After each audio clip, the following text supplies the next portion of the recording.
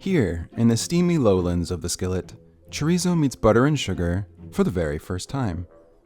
But this is no ordinary dish. This is a sausage party, and you're right in the middle of it.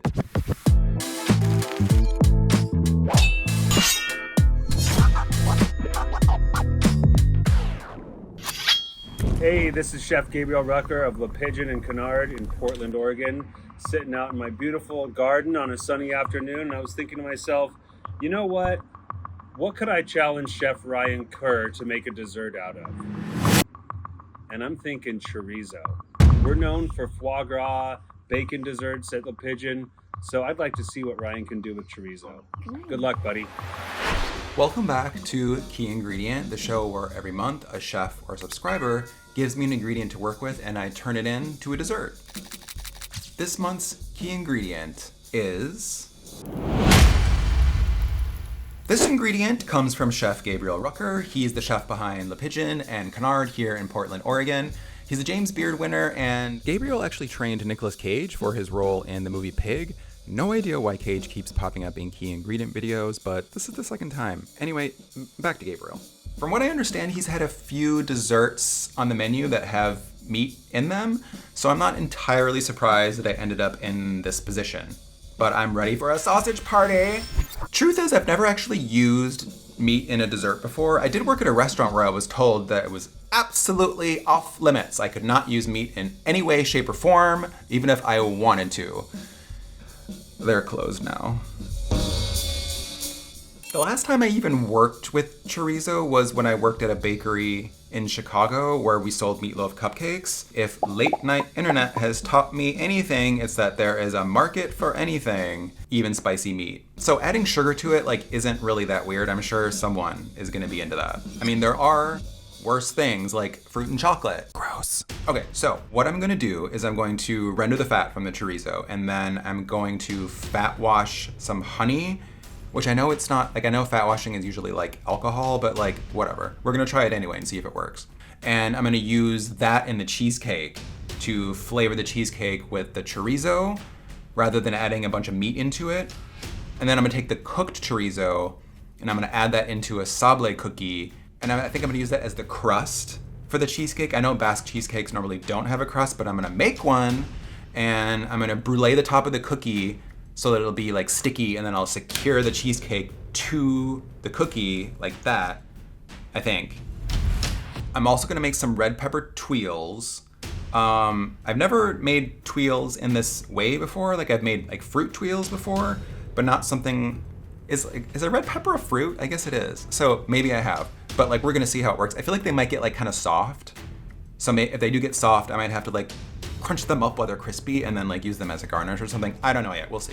Then that'll have I'll add some spices into it. There'll be smoked paprika and stuff like that. And since the cheesecake is probably gonna be a little on the savory side, I'm going to make a chorizo caramel. I'm gonna use some of the chorizo fat and I'm gonna add in a ton of chorizo spices into that. And that will go on top of the cheesecake. Yeah. And then for a little punch of sweetness, I'm gonna make a crumb cake, and the crumb topping is gonna have a lot of spices. It'll have clove and cinnamon in it, and it'll be where the sweetness is coming from to kind of balance everything out. And I think that's it. That should be it, right? Okay, let's start this party. In the quiet confines of an overpriced apartment kitchen in Portland, Oregon, an adventurous pastry chef embarks on a crazy endeavor, armed with sugar and butter and deeply misplaced confidence. This is Ryan. For the past 9 days, he's been conducting a series of experiments involving chorizo and sugar. Today, for episode 8 of Key Ingredient, he attempts something few have dared, incorporating meat. Chef Gabriel Rucker gave him this ingredient. But why did he do that?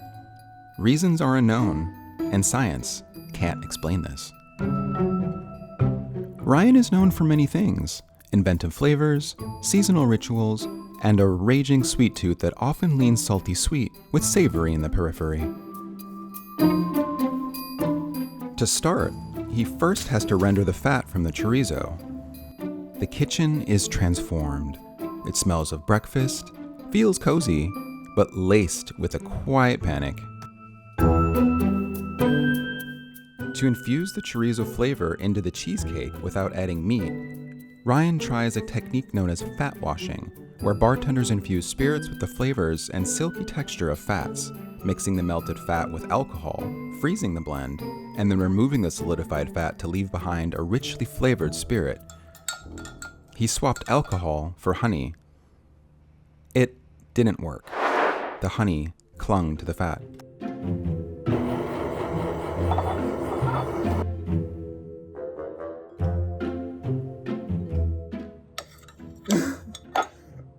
Okay. Whatever.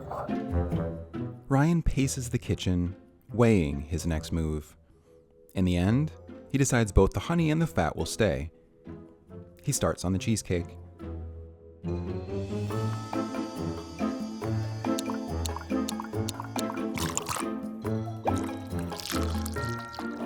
The dry ingredients go in first, mingling with the golden honey and rendered fat. Cream cheese follows, carefully blended in, though the process tests the patience of an Aries. The drippings on the counter left behind from his immersion blender remind him of a Sigur Rós album cover. He sets the batter aside in the fridge, allowing the air introduced during blending to settle out.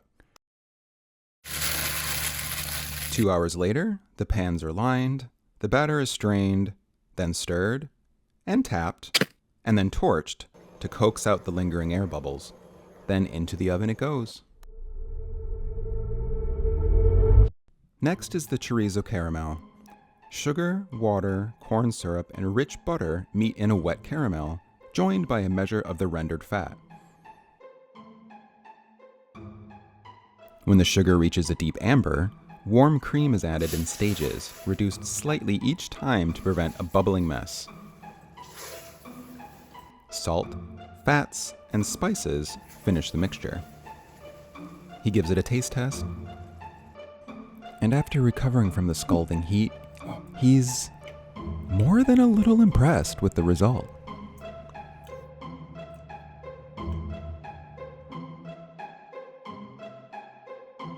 Now, onto the red pepper tuiles. He slices them up using a technique that he learned at the Meatloaf Bakery in Chicago, and he has used it ever since.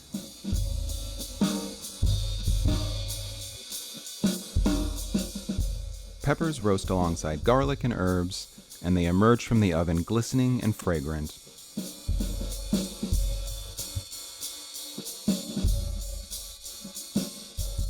They're pureed, and this time strained through a chinois, a tool he has forgotten in past episodes.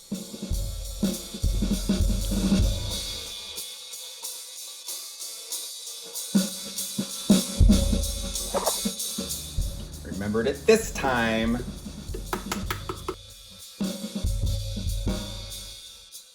He gives a spoonful of the tuile batter to his roommate to taste. Here, taste this.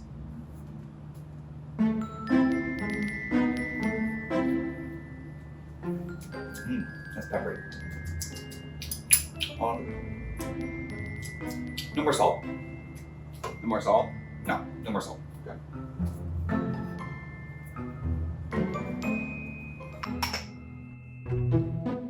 Now the next stage of the tuile. Lemon juice and corn syrup are folded into the base, joined by a simple syrup, some chorizo spices, and more rendered fat. The mixture is whisked smooth and spread thinly across a silpat-lined tray. In a very low oven, it bakes for over 2 hours. When at last it emerges, Ryan moves quickly, cutting the fragile sheet into strips and draping them over a can. As they cool, they set firm, crisp, and brittle. Next, the spiced crumb cake. Dry ingredients are sifted and then whisked.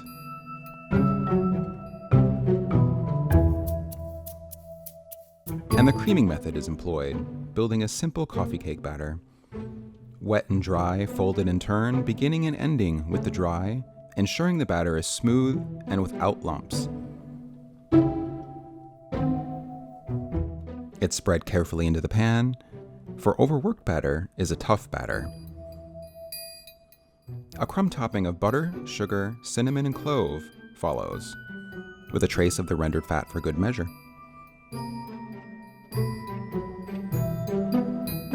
He adds a little more salt. Sprinkled generously across the surface, the cake is finally ready for the oven.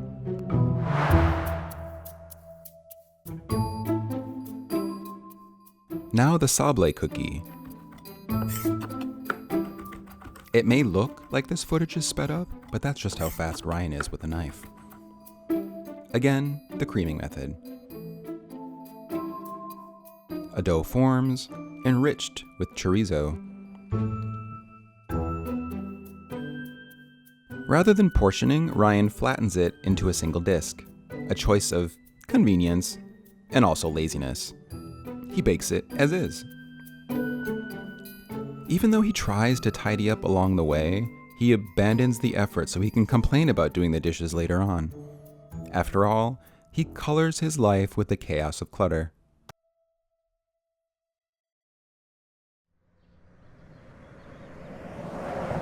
It's now morning. He takes the dog for a walk, has some coffee, then the cheesecakes return from the fridge for inspection. They were meant to be Basque cheesecakes, but they were not. One cracked, one a bit too set, neither crowned with the signature burnished top. He suspects the rendered chorizo fat might have interfered, suppressing that caramelized finish. Maybe it was the oven, he thinks to himself. But still, it's not terrible. With a gloss of the chorizo caramel, it might just work. He decides to keep it. He washes a few dishes, reflects on whether his true path was filmmaking, and dwells once again on his stressful chorizo dilemma. Tengo las manos manchadas de grasa de cerdo. Tengo los labios rojos de las especias. Mi cocina apesta a pimentón. Tengo un dilema estresante con el chorizo. Remuevo muy despacio. Solo puedo pensar en especias. Mi nevera huele a pimentón. Tengo un dilema estresante con el chorizo. Compré suscripciones caras a archivos de recetas online. Ojeo todas mis recetas y libros de cocina que lamento tener cada vez que tengo que mudarme. Veo episodios viejos de Semi-Homemade y me pregunto si habría preparado un cóctel de chorizo. Uy, cóctel. He bebido demasiada sangría. Sí, soy un desastre. Hay que desglasar esta sartén. Tengo un dilema estresante con el chorizo. Estoy tan estresada pensando en qué hacer que solo puedo quedarme aquí paralizada pensando en que me paralizará el estrés de intentar que el chorizo sepa a postre sin que el postre sepa a error. Me hago un sinfín de preguntas como ¿cómo puedo hacer esto delicioso? ¿Cómo lo conseguí? Y ahora, de hecho, he olvidado cuál era el ingrediente. Un momento. ¿Quién soy yo? Tengo un dilema estresante con el chorizo. Ryan is vexed, terribly vexed. He takes a break and prepares himself lunch while thinking about his creative process. Ryan doesn't always hit the mark, but he does take risks and thinks outside the box, and that willingness to push boundaries hasn't always been appreciated, but it has been overlooked, mocked, and ignored. Back in New Orleans, he presented his chef with hard data, a sales report showing thousands in revenue generated by his dessert program. So he asked for a raise. But he did not get one, and was instead told to do more. The next morning, a brand new patio set arrived for the dining room terrace.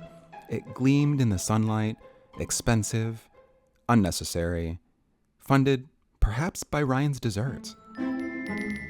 Ryan gave his 2-week notice, and the chef de cuisine, in a very bold move, locked Ryan's recipe binder in the office safe, an act surely meant to punish.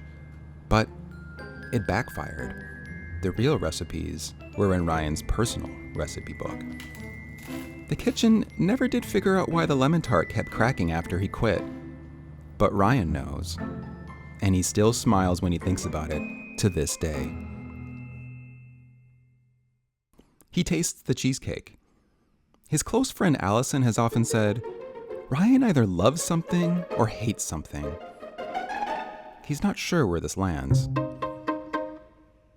Each component contains a whisper or a scream of chorizo, the fat-washed honey, smoked paprika crisps, chorizo caramel.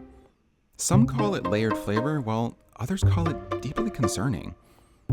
Here at the end of his journey, Ryan attempts what many would not: cohesion.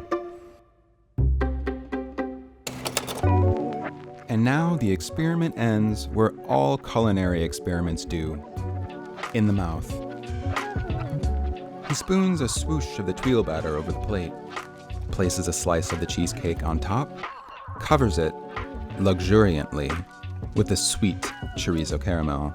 The sablé cookie was intended to be the crust for the cheesecake, and he was going to brulee the top as a way to glue the two components together. But now he's just going to use them as a cookie and a crumble. He adds a slice of the spiced crumb cake and finishes with the red pepper tuiles.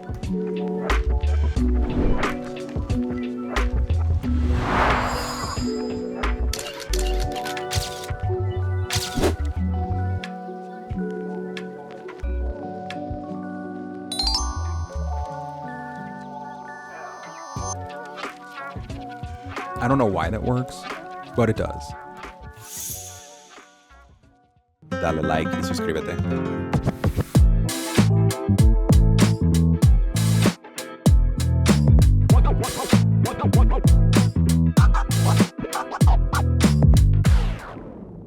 Sausage so spicy. Chorizo, chorizo, chorizo.